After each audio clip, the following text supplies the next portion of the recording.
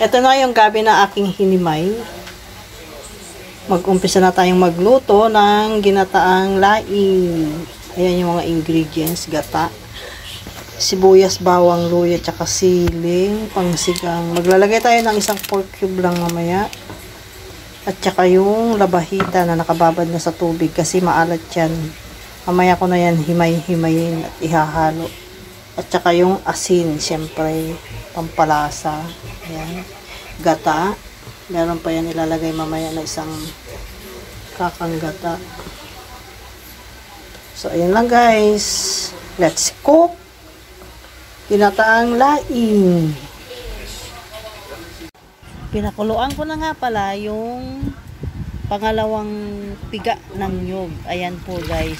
Tapos, dinagdagan ko ng konting kay ano yan, kay kislakang gata. Ayan, dyan po natin palalambutin ang laing. At ayan, nilalagay na ang sibuyas, bawang, at luya. At kukuluin po natin yan ulit.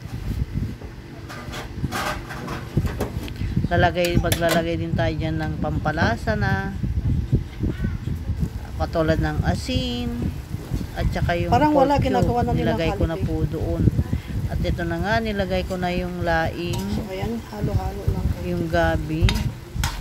Niluluto na.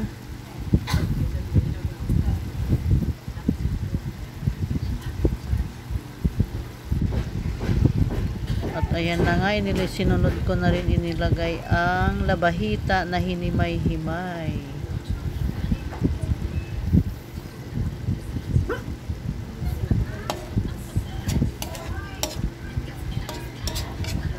At konting ano lang, wag natin haluin ng haluin kasi sabi nila mangangati daw pag hinalo ng hinalo. Sumunod lang tayo sa kasabihan.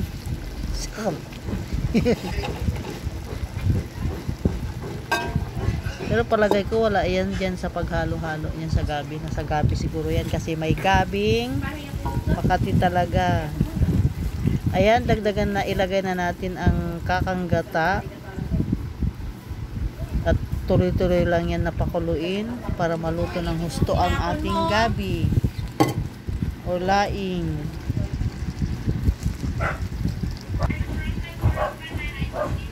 So ayan na nga guys, kumulo na siya. At inilagay ko na rin ang siling pangsigang. Naglagay din ako ng siling maanghang dyan para umanghang pa siya lalo. Mas masarap kasi pag maanghang yan ng kaunti lang ha. At ito na, luto na po ang ating gabi. Thank you for watching.